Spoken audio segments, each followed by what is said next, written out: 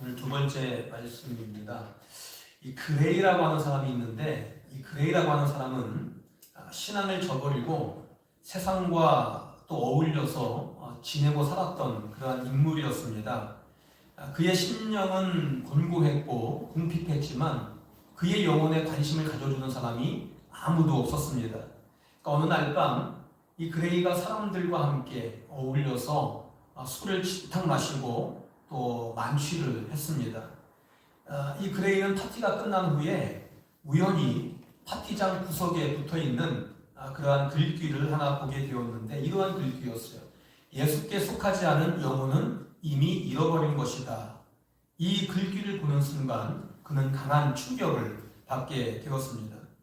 야, 나는 영혼을 잃어버린 자였구나 하는 이러한 생각을 하니까 그 마음이 견딜 수 없는 것이었습니다. 그 순간 그가 무릎을 꿇고 눈물을 흘리면서 하나님 앞에 회개하고 또 회개를 했습니다.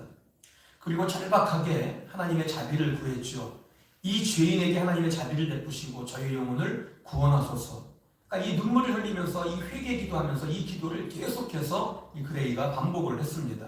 그런데 그렇게 기도를 하던 중에 하나님께서 그의 곤고한 심령 속에 찾아오셔서 하나님의 품 안으로 품어주시는 그러한 감동을 느끼게 되었습니다. 그가 훗날 미국 성공회의 주교가 되어지고 무디 성서 학원을까지 세우셔서 사용을 하게 되었습니다. 자신의 죄를 하나님 앞에서 이렇게 슬퍼하고 또 애통해 하는 그러한 그레이에게 하나님께서 친히 품어주시는 그러한 감동으로 하나님이 그레이를 위로해 주셨고 또 그를 귀하게 하나님이 훗날 사용해 주신 것을 볼 수 있게 되어집니다. 자, 오늘 팔복의 두 번째 말씀을 오늘 드리려고 하는데, 오늘 이 말씀도 지난주 말씀처럼 우리가 생각하는 일반적인 생각을 깨어버리는 그러한 말씀이죠. 오늘 예수님 말씀하신 것이 뭡니까? 애통하는 자는 복이 있다라는 말씀을 하고 있습니다. 이 말씀이 누가복음에 보면 이렇게 기록이 돼요. 지금 우는 자는 복이 있나니라고 기록이 되어 있습니다. 그 뒤에 너희가 웃을 것이며 이렇게 되어 있어요. 여러분, 일반적으로 우는 사람이라고 하면 어떤 사람이 웁니까? 슬퍼서 울거나 또 어디가 아파서 울거나 뭐 둘 중에 거의 하나겠죠. 그런데 예수님은 그러한 자가 복이 있다라는 말씀을 하십니다. 여러분, 세상에 많은 그 색깔의 눈물들이 있죠. 어떤 눈물이 있습니까? 먼저는 이런저런 사고로 인해서 죽은 그 가족들을 향해서 흘리는 눈물들이 있을 것이고, 주변 지인들을 향해서 흘리는 눈물들이 있을 것이고, 또 사업의 문제 때문에, 건강상의 문제 때문에 자신의 처지를 한탄하면서 흘리는 등등 이런 많은 종류의 눈물들이 있다는 겁니다. 사실 이 눈물은 우리가 세상을 살아가면서 없앨 수 있는 그런 요소는 아니죠. 왜 눈물을 없앨 수 없는 요소입니까? 이 눈물의 근본적인 원인이 사실은 환경적인 요인에 있는 것이 아니라 이 죄로 말미암아 오는 것이기 때문에 이 눈물은 우리가 세상에 살아가는 동안 없앨 수 없는 그러한 요소입니다. 만약 눈물이 환경에 의한 것이라면 부자라든가 권력이 있는 자들이라든가 이런 자들은 흘리는 눈물이 없어야 되는데, 그들도 그들 나름대로 탄식함이 있고 또 눈물을 흘리죠. 그래서 이 땅에 살아가는 동안 눈물을 없앨 수는 없지만 그 눈물의 색깔에 따라서 오늘 예수님이 말씀하시는 복된 눈물이 될 수 있다라고 하는 것입니다. 그 복된 눈물이 무엇입니까? 예수님은 무엇을 말씀하세요? 애통하는 자라고 말씀하십니다. 애통하는 자가 복이 있다라는 말씀을 하시죠. 여러분, 이 애통한 자의 단어는 원어를 보니까 펜데오라는 단어를 사용해요. 펜데오. 그 뜻이 뭐예요? 가슴이 찢어지는 마음을 가지고 처절하게 통곡하는 모습을 펜데오라고 합니다. 그러니까 무언가 충격을 받거나 큰 변화가 있거나 또 무언가 보았기 때문에 가슴 찢어지듯이 처절한 애통함이 있는 것인데, 여러분, 무엇 때문에 충격을 받고 무엇 때문에 놀라는 것일까요? 예수님께서 하나님 나라 백성의 첫 번째 특징으로 무엇을 말씀하셨어요? 심령이 가난한 자. 지난주에 말씀을 드렸죠. 심령이 가난한 자를 말씀을 드렸습니다. 여러분, 심령이 가난하다라고 하는 것이 뭐예요? 심령이 가난하다? 하나님의 은혜가 없으면 나는 살 수 없습니다. 지난주 말씀드렸던 내용이죠. 하나님의 은혜가 없으면 살 수 없습니다를 인정하는 겸손함이 심령이 가난한 자예요. 그런데 예수님이 이 심령이 가난한 자 이것을 말씀하시고 나신 이후에 애통한 자를 말씀을 하고 있습니다. 이 무슨 의미입니까? 사람이 심령이 가난한 자라는 것을 깨닫는 것만 가지고는 불충분하다는 겁니다. 그것을 깨달은 자들이 심령이 가난한 것을 내가 깨달았다면 이후에 어떠한 자리까지 철저하게 애통하는 그러한 자리까지 나아가야 하는 것임을 예수님이 말씀을 하고 있는 것이죠. 여기서 우리는 예수님이 말씀하시는 복 있는 애통 이것이 무엇인지를 우리는 알 수 있습니다. 여러분들이 심령이 가난하다 이것을 우리가 깨닫는다면 그것은 내 관점으로 내 시각으로 내가 나를 본 것이 아닙니다.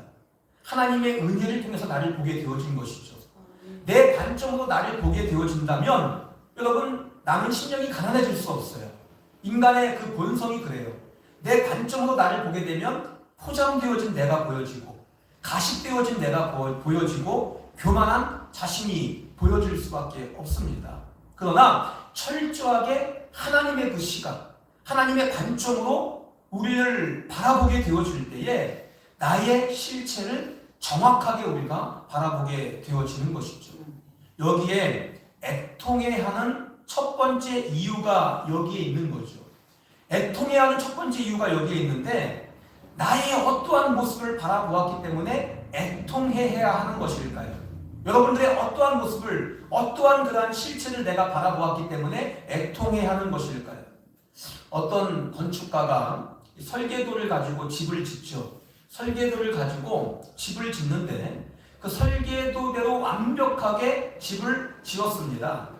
다 짓고 나서 건축가가 어떠한 마음이 들까요? 야, 정말 집 잘 졌다. 설계도대로 한치의 오차 없이 집을 짓고 나서 야, 정말 집 잘 졌다.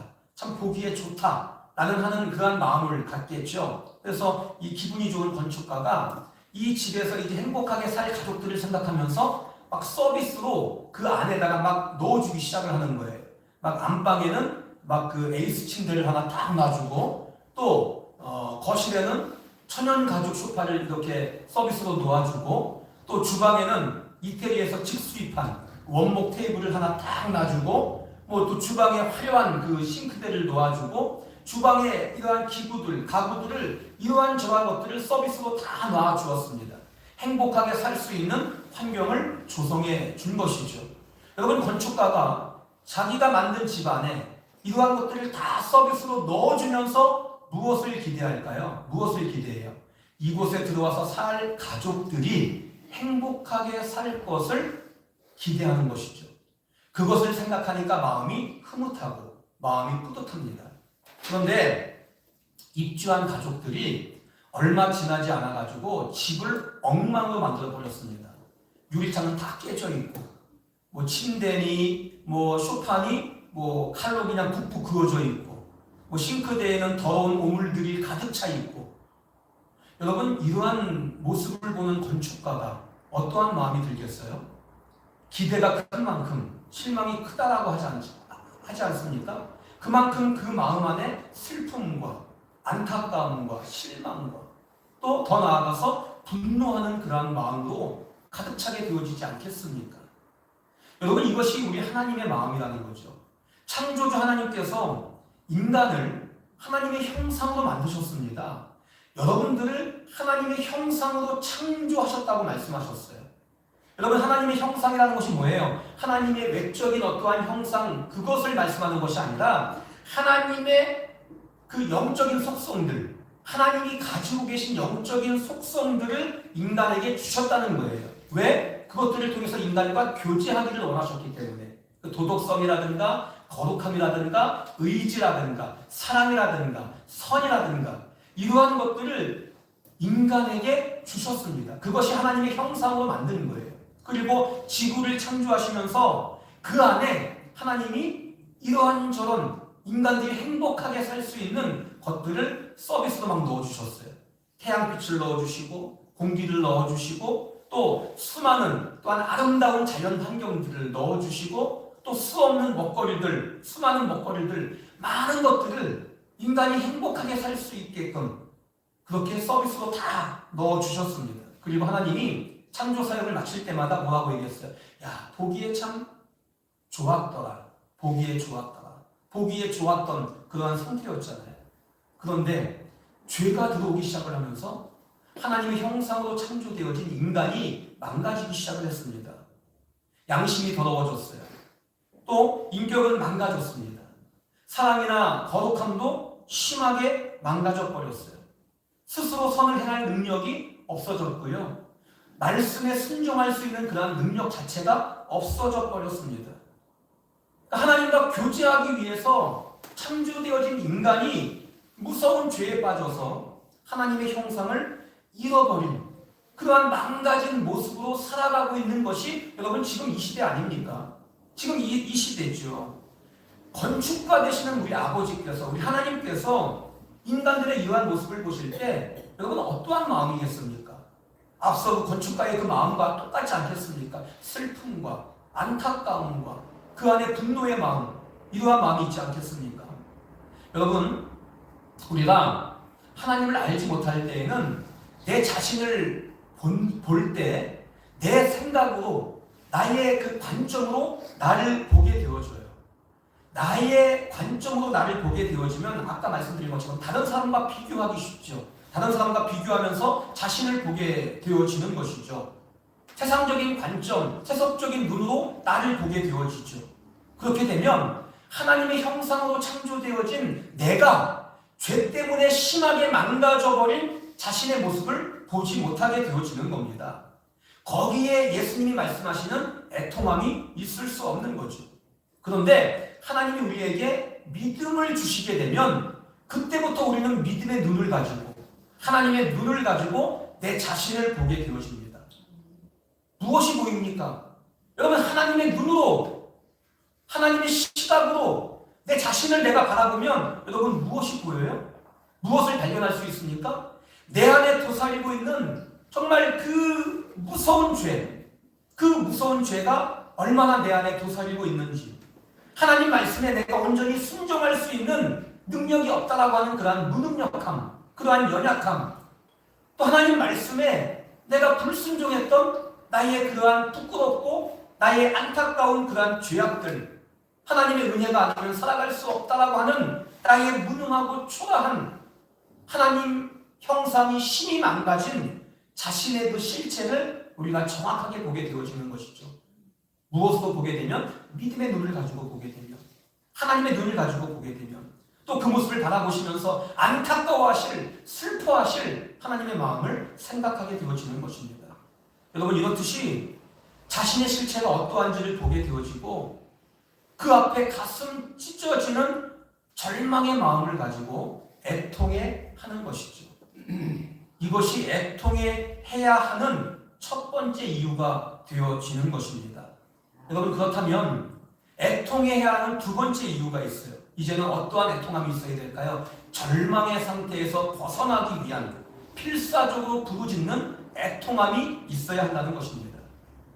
여러분들이 한번 깊은 웅덩이에, 깊은 구덩이에 한번 빠졌다고 생각을 해보세요. 그럼 어떻게 하시겠습니까? 가만히 있겠습니까? 어떻게든 내가 빠져나가기 위해서 안간힘을 쓰겠죠. 내 힘으로 어떻게든 빠져나가기 위해서 안간힘을 막 쓰겠지만 내 힘으로는 도무지 빠져나갈 수 없어요. 그것을 깨닫게 되었다면 그때부터 어떠한 마음이 몰려옵니까? 절망의 마음이 몰려와요.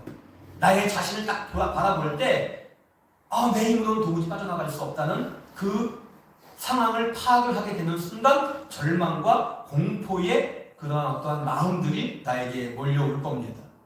내가 웅덩이에 빠졌지만 내 힘으로는 도무지 어찌 해볼 수 없다라고 하는 나의 그 무능력함, 나의 그 연약함, 나의 그 비참한 처지, 그것을 바라보면서 더욱 절망하는 애통함이 있겠어요, 없겠어요? 애통함이 있겠죠? 이것이 첫 번째 애통함이라는 거예요. 첫 번째 애통함. 그런데 여러분, 그 웅덩이 곁을 누군가가 지나간다고 한번 생각을 해보십시오. 여러분들이 그럼에도 불구하고 그 안에서 자신의 무능력함만을 탓하면서 계속해서 절망의 첫 번째 애통함만을 여러분들이 하고 계시겠습니까? 어떻게 하시겠어요? 이제는 필사적으로 지나가는 사람을 향해서 도움을 요청해야 되잖아요. 필사적으로 부르짖어야 되잖아요. 도움을 구하는 그러한 애통함이 있지 않겠습니까? 여러분, 이것이 애통함의 두 번째 애통함의 이유다라고 하는 거예요. 두 번째 애통함의 이유. 우리는 여기까지 나아가야 한다는 겁니다. 나의 실체를 바라보고 얼마나 내가 추악하고 더러운 자인지, 얼마나 내가 무능력한지를 실체를 정확하게 알고 하는 애통함. 그 이후에 예수님만이 나의 도움이심을 내가 깨닫고 그 예수님 앞에 필사적으로 구하는 그 애통함까지 나아가야 한다는 것이죠. 저는 기도하는 가운데 참 수없이, 여러분들도 마찬가지겠지만 하나님 말씀대로 살 것을 결단하죠. 여러분들도 마찬가지일 거예요. 저도 역시 하나님 말씀대로 살 것을 결단하고 또 결단을 해요. 그런데 그 결단이 얼마 지나지 않아서 무너지는 것을 보게 되어집니다. 무너지는 자신을 보게 되어지죠. 위의 것을 바라보고 살겠다라고 결단을 하지만 때로는 내가 세상 것을 생각하고 땅의 것을 바라보고 생각하는 자신을 보게 되어집니다. 또 온유하고 겸손한 삶을 살 것을 결단을 하지만 때로는 순간 혈기를 부리고 순간 교만한 내 자신을 발견하게 되어집니다. 저는 수없이 믿음의 결단을 하지만 사단 마귀는 저의 결단을 무력화시켜버려요. 저의 결단을 무력화시키는데 전문가입니다. 여러분, 사단의 간계 앞에 무너질 때마다 어떤 마음을 제가 먹겠습니까? 야, 내 의지를 가지고는 도무지 영적 전쟁에서 승리할 수 없다. 이러한 절망감이 생기는 거예요. 내 의지는 어찌 해볼 수 없다 하는 절망감이 생기면서, 그러면서 또 어떠한 자리까지 나갑니까? 오직 하나님의 능력만이, 하나님의 그 도우심만이 나를 이 영적인 전쟁에서 승리케 하실 수 있다는 것을 깨닫고, 그럴 때마다 더욱더 그 앞에 간절한 마음으로 엎드리고 회개하고 그 자리까지 나아가게 되어지는 겁니다. 여러분, 로마서 7장 20을 같이 한번 읽겠습니다. 누가 이 상황의 몸에서 나를 건져내랴. 우리 주 예수 그리스도로 말미암아 하나님께 감사하리로다. 여러분, 애통하는 영혼을 가진 사람들은요, 죄의 그 강력한 유혹 앞에 무릎 꿇을 수밖에 없는 자신의 그 무능력함, 자신의 연약함을 깊이 인식을 합니다. 깊이 깨닫게 되어집니다. 그리고 오직 예수님만이 이 죄의 유혹에서, 사망의 권세에서 승리케 하실 것이라는 것을 확신하고 그 앞에 절박한 심정으로 회개하며 하나님의 도우심을 구하며 엎드리는 거예요. 여러분, 예수님이 말씀하시는 애통함이 바로 이 애통함인 것이죠. 예수님은 계속해서 그 애통함이 있는 자에게 뭐가 있다고 얘기해요? 복이 있다라고 이야기하시는데, 그 복이 다시 한번 읽겠습니다. 애통하는 자는 복이 있나니 그들이 위로를 받을 것이며. 그들이 위로를 받을 것이며. 무슨 복을 이야기합니까? 위로를 받는 복을 이야기하십니다. 하나님은 애통해하며 하나님 앞에 엎드리는 자를 그냥 두지 않으십니다. 반드시 위로해 주시는 복을 누릴 수 있게 해주신다는 것이죠. 여기서 위로가 무엇을 의미하는 것일까요? 저는 이 말씀을 묵상하다가 성경 인물 중에서 한 인물을 찾았습니다. 이 다윗 왕인데, 여러분, 다윗 왕을 여러분 너무나 잘 아시죠? 이 다윗 왕이 어떠한 인물입니까? 하나님 마음에 합한 자라고 하는 그러한 그 칭송을 들었던 그러한 믿음의 사람이 다윗이에요. 그런데 이 다윗이 씻을 수 없는 죄를 지은 것이 있잖아요. 여러분 잘 아시죠? 부하 우리아의 아내 밧세바를 범했던 사건이 있습니다. 아주 충격적인 사건이었죠. 그리고 그 죄를 또 은폐하기 위해서 자신의 부하 우리아를 전쟁터에 내보내서 죽게 만든 그러한 장본인이 다윗이었어요. 그 이후에 하나님이 나단 선지자를 보내서 나단 선지자가 다윗을 책망합니다. 다윗을 책망할 때에 그 책망을 들은 다윗은 그 순간에 내가 여호와께 죄를 범하였나이다. 내가 여호와께 죄를 범하였나이다. 라는 이러한 고백을 드렸습니다. 여러분, 제가 지금 말씀드린 이 내용이 사무엘 하에 나와요. 사무엘 하 성경책에 나와 있는데 여기서는 다윗이 나단 선지자의 그 책망을 듣고 내가 여호와께 죄를 범하였습니다.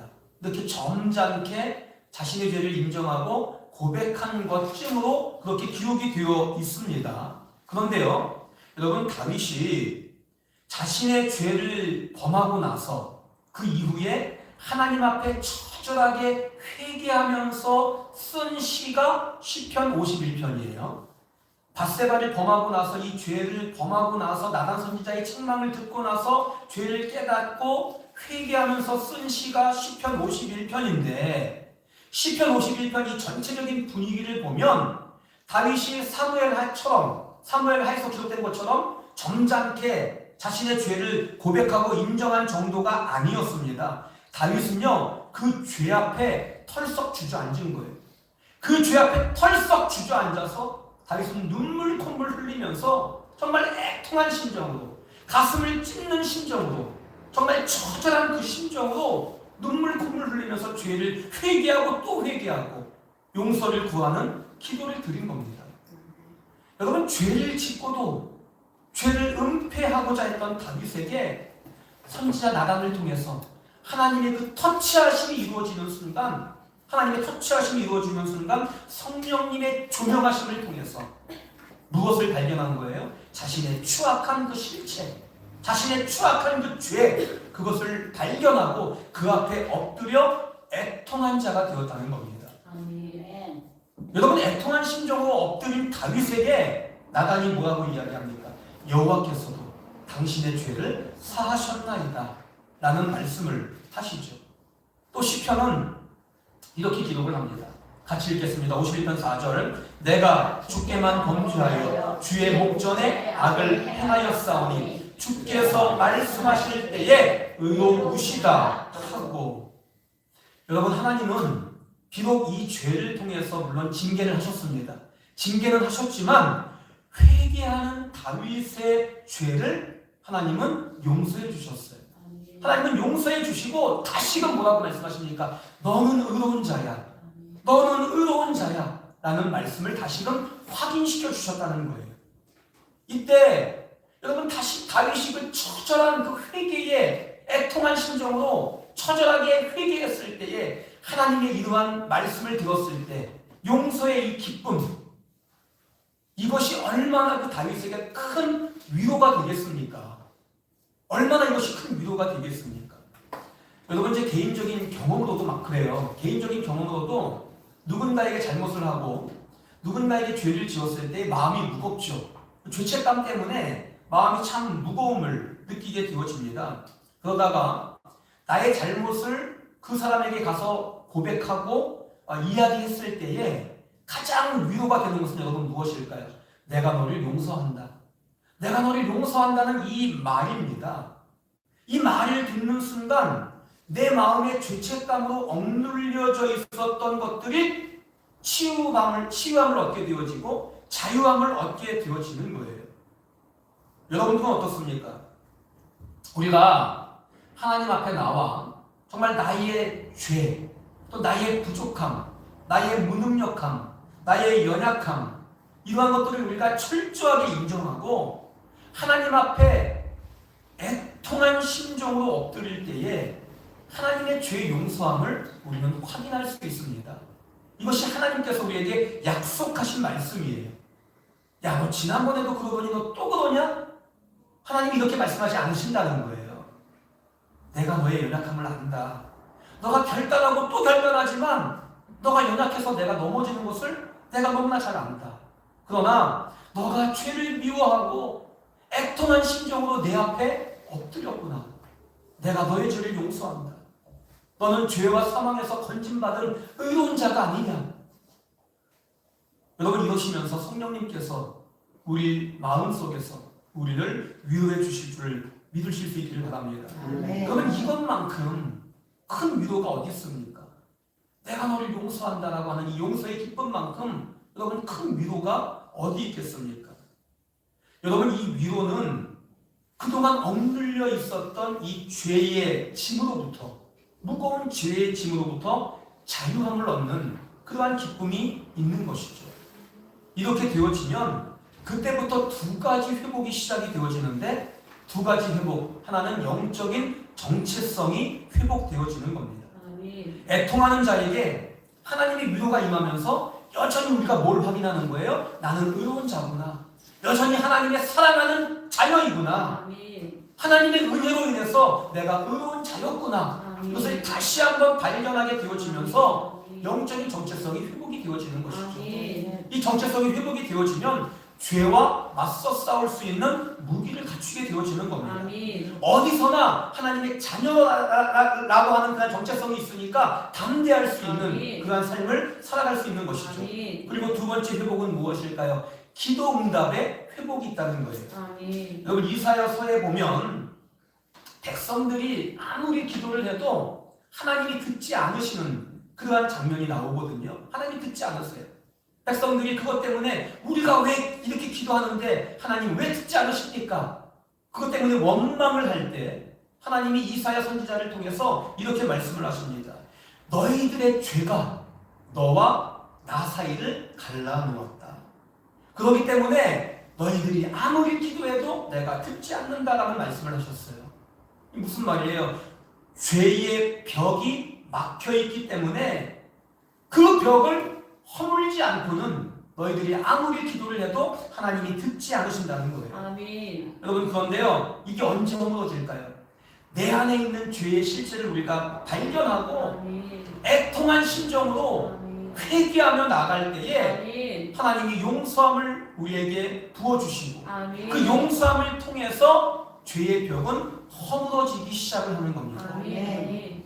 여러분 죄의 벽이 허물어지면 그때부터 하나님이 우리의 기도를 들으신다는 거예요. 아멘. 죄의 벽이 허물어지게 되면 우리의 기도에 하나님이 반응해 주시기 시작을 합니다. 아멘. 응답이 회복되어지는 것이죠. 아멘. 여러분들 안에 이 죄의 벽들을 우리가 먼저 냉정하게 바라볼 수 있어야 돼요. 냉정하게 바라보고 철저하게 우리가 회개하며 정말 겸손함으로 나아가서 기도 응답이 회복되어지는 은혜가 아멘. 있기를 바랍니다. 아멘. 여러분 지금 우리 시대는 삶이 참 복잡한 그런 시대에 살아가고 있습니다. 먹을 것, 입을 것이 없어서 문제가 아니라 지금 시대는 정신적인 스트레스로 인해서 그죠? 이 수많은 사람들이 이것 때문에 스스로 목숨을 끊는 그러한 비참한 시대가 오늘날 시대 아닙니까?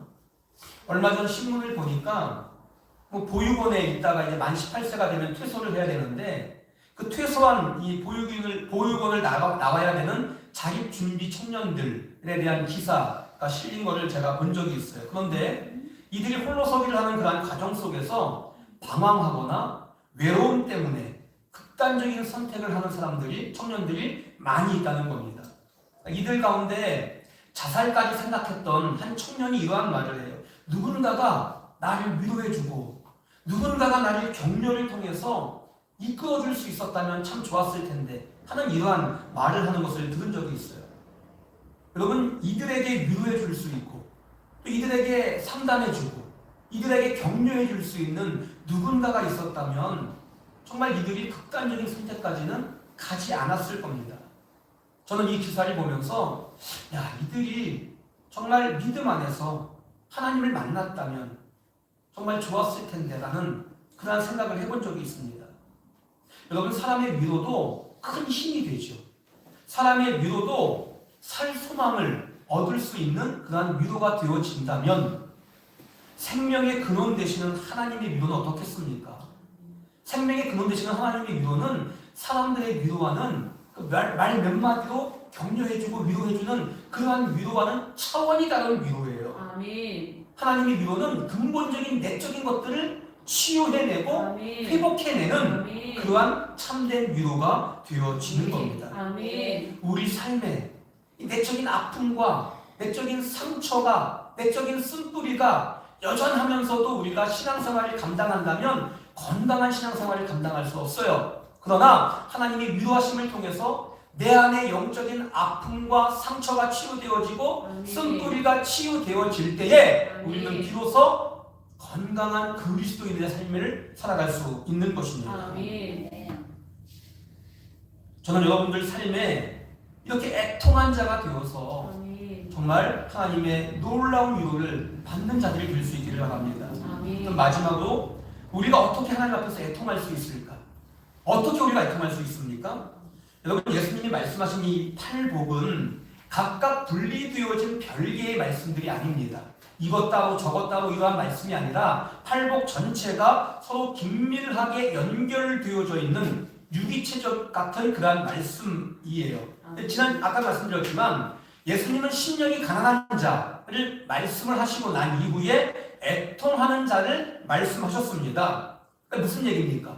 애통한 자가 되기 위해서 먼저 심령이 가난한 자가 되어야 한다는 거예요. 아멘. 하나님의 은혜가 아니면 나는 살아갈 수 없습니다. 아멘. 이것을 인정하지 않고는 애통한 자리까지 나아갈 수 없다는 것이죠. 아멘. 내 안에 더럽고 추악한 죄를 내가 발견하지 않고는 애통한 자리까지 나아갈 수 없다라고 하는 것입니다. 아멘. 여러분, 그래서 우리는요 늘 영적인 것들에 관심을 가지고 늘 영적인 것들을 추구하고 아멘. 말씀에 순종하는 그러한 겸손함을 통해서 성령님의 은혜를 구하는 심령이 가난한 자가 우리는 되어야 하는 것입니다. 아멘. 그럴 때 하나님이 나의 도움이심을 아멘. 확신하고 아멘. 애통한 심정으로 애통한 자리에 나아갈 수 있게 되어지는 것이죠. 아멘. 말씀을 정리하겠습니다. 이 존 클리마크스라는 사람이 영적 상승의 사다리라고 하는 책에서 애통을 영혼 안에 있는 황금 채찍이다 이렇게 불렀습니다. 그가 이렇게 얘기해요. 진심으로 우리가 애통할 때 우리는 극도로 자비로워지고 비판하지 않게 된다 이렇게 말했습니다. 여러분, 애통할 때 우리의 마음이 돌 같은 마음이 부드러워지기 시작을 하고 우리의 더러워진 영혼이 맑아지기 시작을 합니다. 하나님으로부터의 용서의 기쁨을 누리면서 내 마음에 짓눌려져 있었던 악한 것들로부터 치유함을 얻게 되어지고 자유함을 얻게 되어집니다. 애통 후에 하늘의 평안이 찾아오고 애통 후에 소망이 물밀듯이 밀려오게 되어지는 것을 경험하게 되어지고요. 치유와 회복이 있다는 겁니다. 여러분, 이것이 애통 후에 찾아오는 하나님의 위로인 것이에요. 그렇기 때문에 우리가 애통해야 할 때 애통해 하는 것을 두려워하지 마시고 하나님 앞에 나아갈 수 있는 그러한 신앙인들이 다 될 수 있기를 바랍니다. 아멘. 여러분들에게 세상적인 애통함이 있는데 나의 처지 때문에 나의 여러 가지 세상적인 것들 때문에 애통함은 있는데 죄로 말미암아 절망 상태였던 자신을 바라보며 자신에 대한 애통함이 여러분 있으셨습니까? 오직 예수님만이 나의 소망이심을 우리가 확신하며 그 앞에 절박한 심정으로 하나님 아니면 안 됩니다. 하나님의 은혜가 아니면 안 됩니다.